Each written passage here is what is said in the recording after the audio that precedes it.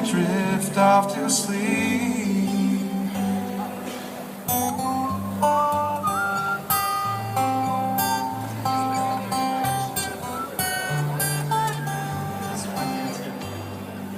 Greg used to say you were smart, how you love to sing, how you love to do art. She said you glowed when you and Dad met. That was something she'd never forget. How I wish I could have known you. How I wish I had some time with you to know you just as they do. But through them I know you love me too. Oh, you do.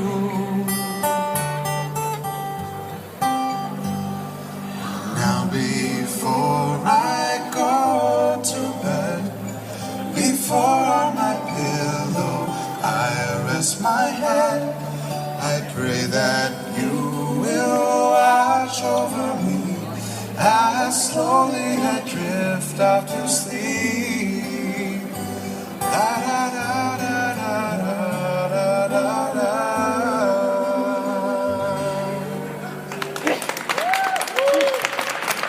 That's the song that I was in my streams with.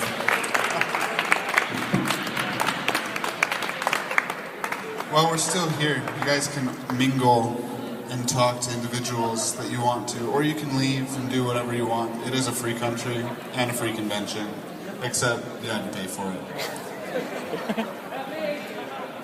Well, you don't have to pay for it either. Boy, there's insane troll logic at its finest.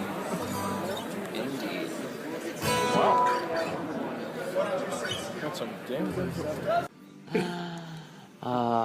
So anyway, at this point now, there really isn't too much going on that we're going to be covering here. Most of the panels are starting to wind down.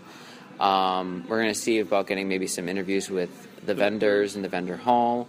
But aside from that, you guys won't be hearing back from us until after the closing ceremonies.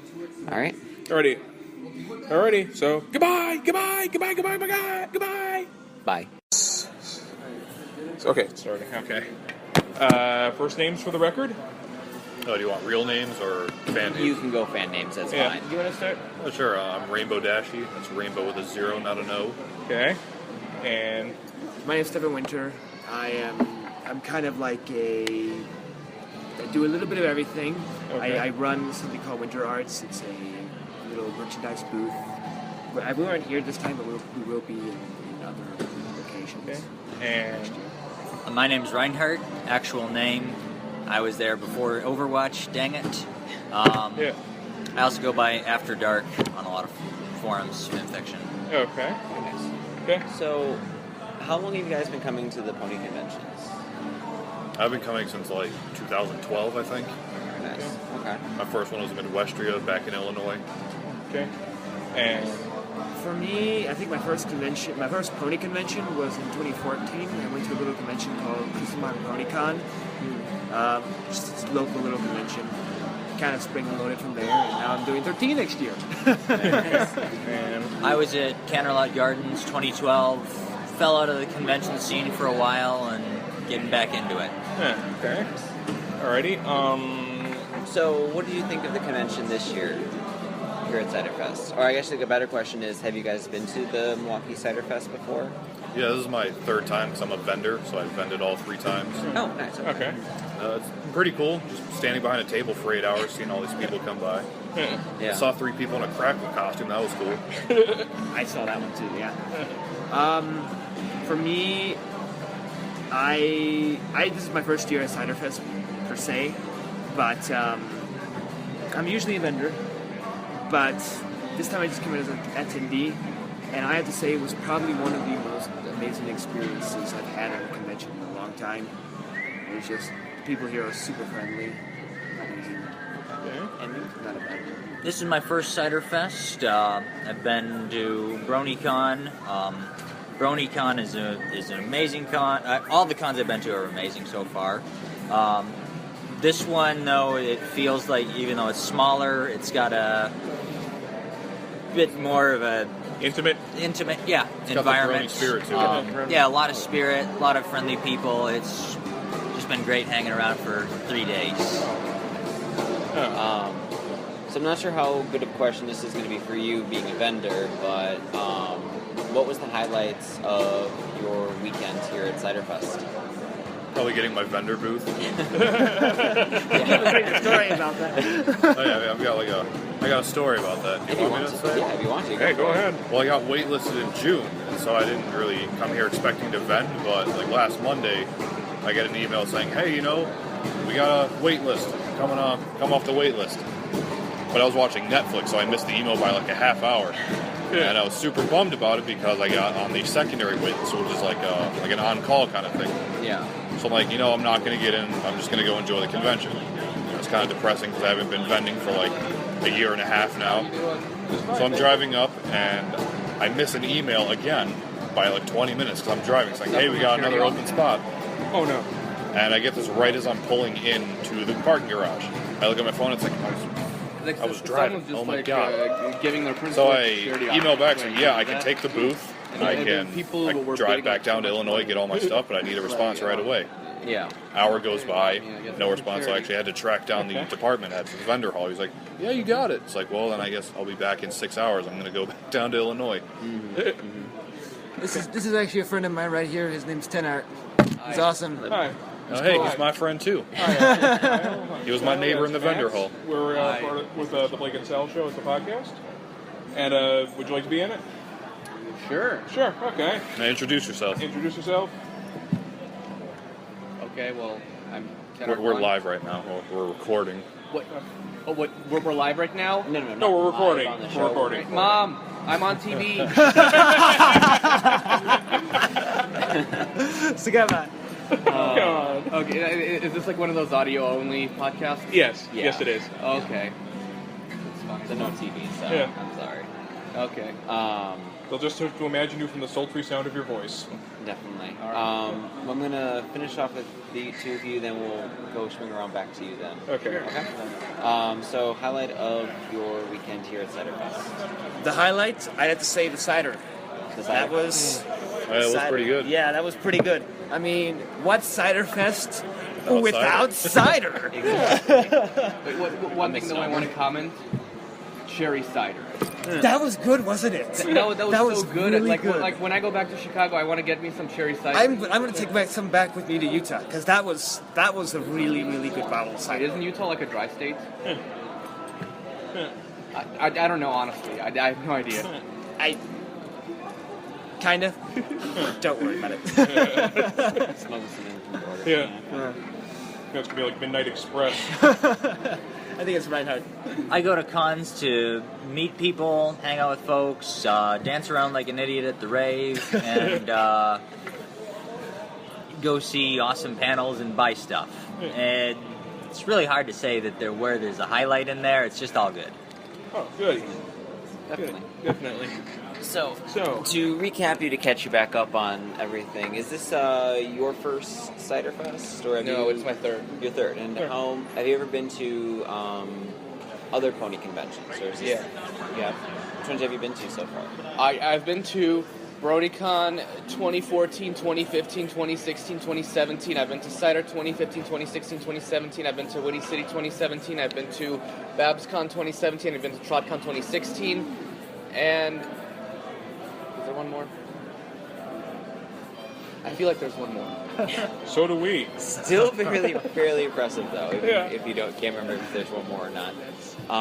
So then for this weekend, what would you say was maybe the highlight or the best part of the? Just every convention is like a soul search for myself. For example, for me as an artist, usually I just sit in the vendor booth. But lately I've been trying to think, am I actually missing out on anything just from sitting there all day? Oh, I get that feeling all the time. I don't know, because when I leave the vendor hall, it's like, I assume that there's a little more panels during the day than during the evening, but I'm just bored just sitting there. It's like, oh, okay, yeah, there's the bad fanfic reading, you know, like 9 to 10. But besides that, I just sit around, draw a bit. Yeah, but basically, this Ciderfest, I came in wondering like if I even still like art, because I've been doing art for so long, and like sometimes I burn myself out. Sometimes I draw things that I don't really feel like drawing it, and it sucks. So yeah, like I think I've just come to the conclusion that like I enjoy expressing myself, but only when like I feel the inspiration to do so. Like when I'm really inspired by something, I want to draw.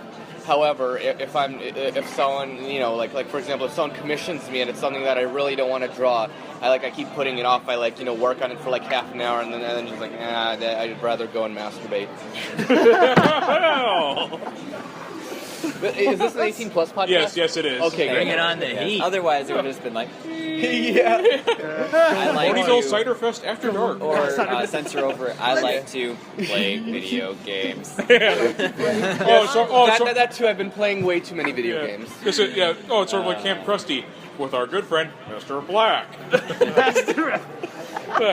Black. Okay. So until I get there, please listen to my good friend Mr. Black. Mr. Black. Oh my god. Okay, so next question. Another question? What's your general opinion of the fandom? I don't want to go first. I want to go third. I'll go first. So, general opinion of the fandom. Honestly, Around. I love the fandom. This fandom is home for me. It's been home for me since 2012 when I got into it originally. Actually, it's 2011. 2011.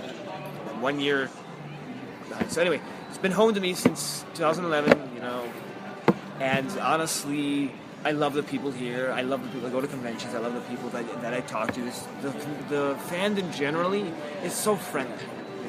And you got great artists, you got great musicians, you got people like that guy over there who has not been introduced onto the podcast. I know, yet. his name's Ted Art. He's amazing. He did. Yeah, I know. Yeah, But he's good. He's we got did good that, art. and then we Look him up. finished you guys and went back to him. So Yeah. we're good. He was introduced.